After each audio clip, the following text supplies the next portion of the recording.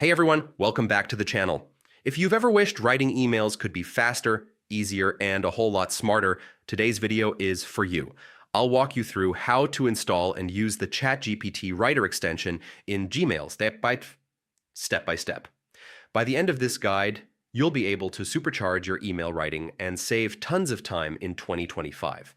Let's start with installation. First, open up your Chrome browser and head over to the Chrome Web Store. In the search bar, type in ChatGPT Writer, write emails and messages with AI. Once it pops up, click on it, then hit the Add to Chrome button. Confirm by selecting Add Extension. After it installs, you'll notice a little ChatGPT icon added to your browser toolbar.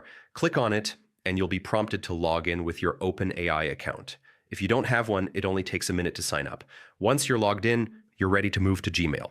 Now, open your Gmail inbox. Click on Compose to start a new draft.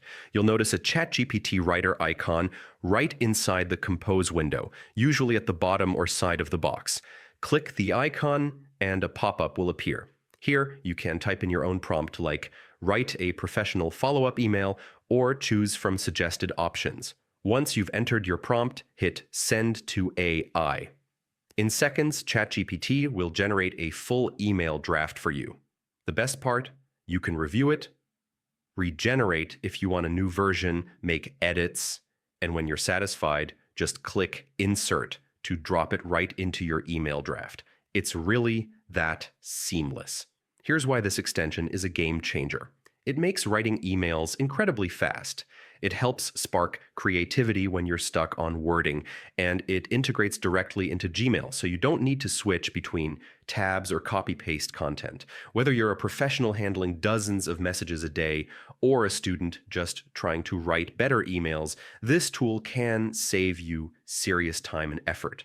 And that's it, your 2025 full guide to connecting and using the ChatGPT Writer extension in Gmail.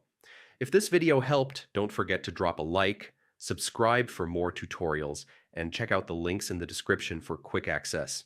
Thanks for watching, and I'll see you in the next one.